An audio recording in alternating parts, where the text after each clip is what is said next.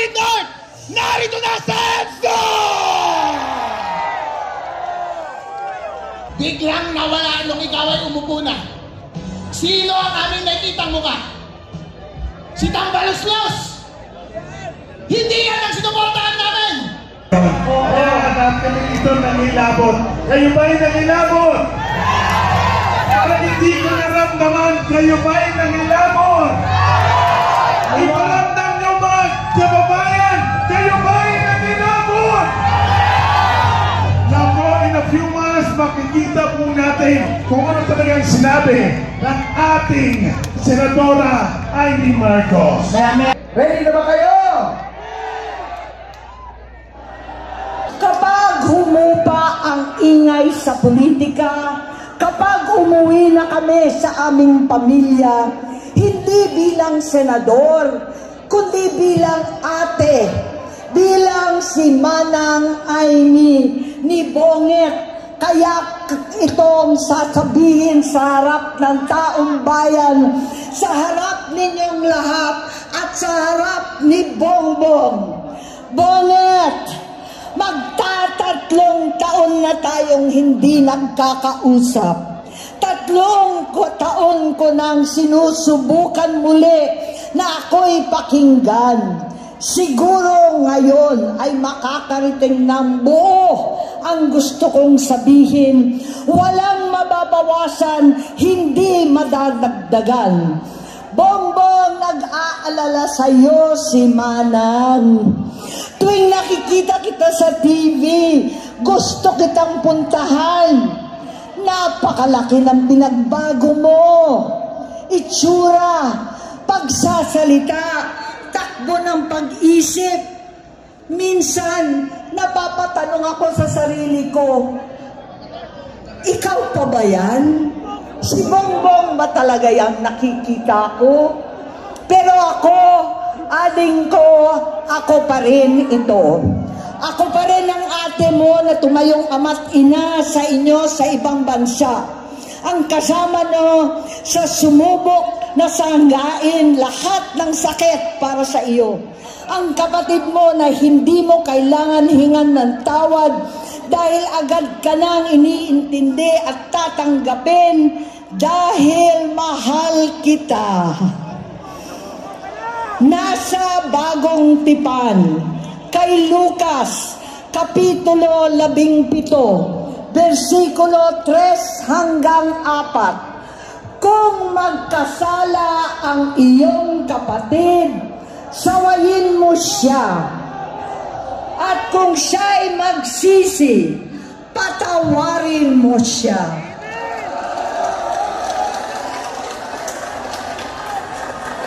Tama na, ading ko. Tapusin mo na ang paghihirap mo at ng bayan. Gaya nung umalis tayo sa palasyo, kaya ko pa rin hawakan ang iyong kamay. Huwag kang matakot. Malaki na ang dulot sa iyo ng droga. Sinisisi ko ang sarili ko dahil hindi ako nakinig sa mga sumbong. Hindi ako nakialam. Hindi ako maniwala, pero hindi pa huli ang lahat. Tama na, ading ko. Magpahinga na tayo. Umuwi na tayo. Magpagamot, magpagaling at nangangako ako. Hindi ako malilingat, hindi ako magkukulang. Lahat ng kasama mo ngayon, hindi natin kasama sa pinakamabilim na bahagi ng buhay natin. Kasama mo sila ngayon dahil nasa taas ka pa. Ako at ang ating mga tunay na kapatid dito sa Luneta ang kasama mo kahit magdilim ulit ang lahat. Talikuran mo ang iniisip at ibinubulong nilang ambisyon. Unahin na natin ang kalusugan mo dahil sa adiksyon nabigyan mo ng malubhang karamdaman ang buong bansang Pilipino. sakitan na si Mami. Alagaan na lang natin ang isa't isa. Kaliwat kanan man ang panghuhusga sa akin, malinaw sa aking puso na dapat mauna ang Diyos, ang bayan, pamilya at sarili. Hanggang sa mga oras na ito, Bonget, gusto kong malaman mo na hindi kita sinusukuan. Hindi ko kakayanin kung mapapahamak ka.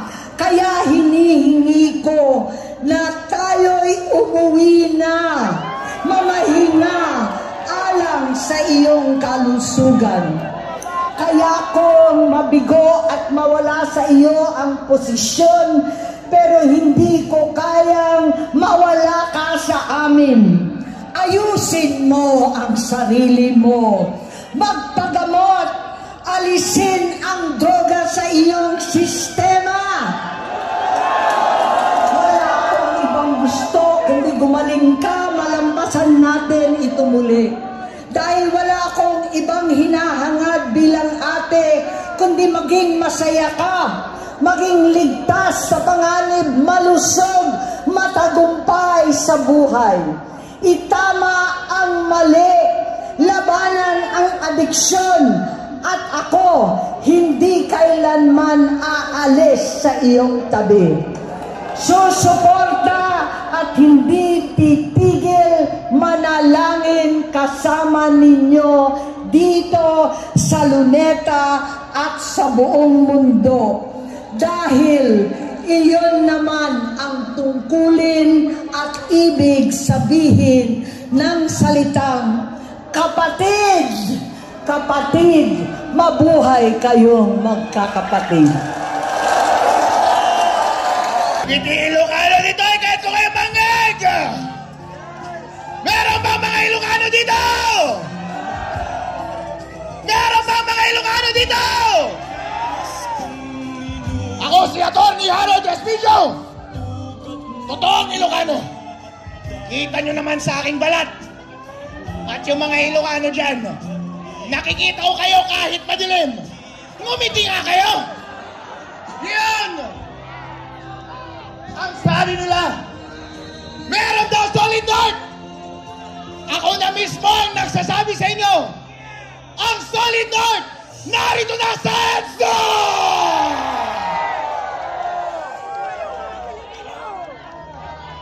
Ako ay bumahay pa. Papunta dito sa Maynila. At gusto kong sabihin sa inyo, ang gaganda at ang gagwapo nyo pala. Ang puputi nyo pala. Pero iisa lang ang ating damdamin. Nascam tayong lahat. Nascam ba tayo? BBM, noong una ikaw ay nangangampanya. Love na love ka namin. Dahil sa wakas, ibabalik mo ang dignidad ng mga Ilocano. Ilang dekada kami ay nahihiya. Dahil kapag sabihing Ilocano, sino ang maririnig ko na politiko na malakas na galing norte? Marcos.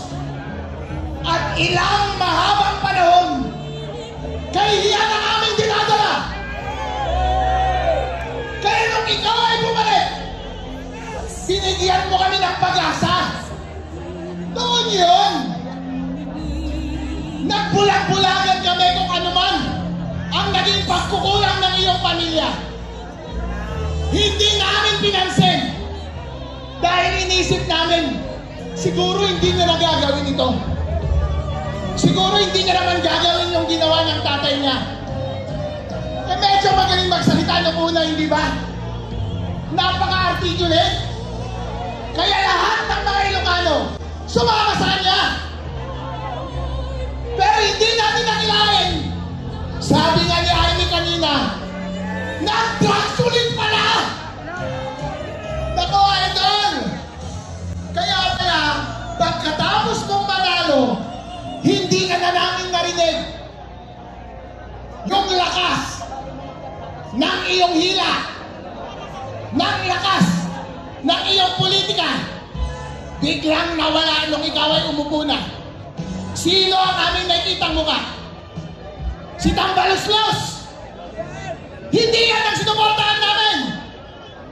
Lahat ng hinawakan nila, lahat ng ginawa nila, puro pagkanakaw! Anong nararamdaman namin? Hindi nakakahiya! Ano pa ang ginawa mo sa kapwa mo Ilocano? Ako Ilocano ako. Lahat ng nakikita kong pagkakamali ng iyong gobyerno, linalabas ko sa social media. Ano ang ginawa mo? Kinasuhan mo ako at pinakulong mo ako! Okit ng manong! Apay linaramin mo kanyak di dyan! Ba't ka ganon? Walang iya kayong lahat. Kaya kayo lumalabas. Pinapaikot nila na hindi kasalanan ni Marcos, ni Bongbong Marcos. Pero bossing, sa sobrang high mo, hindi mo na nababantayan ng tao mo. Kasalanan mo yan! Kung hindi ka gumagawa ng trabaho mo, dapat pa ba siyang manatili sa pwesto? Hindi na!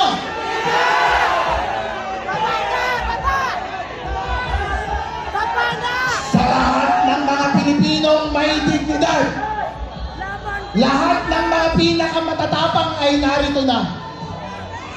Kahit na sino Pilipino na nakikita na binababoy na sila ng kanilang liderato, ng kanilang presidente, hindi na sila nirerespeto. Kahit pareho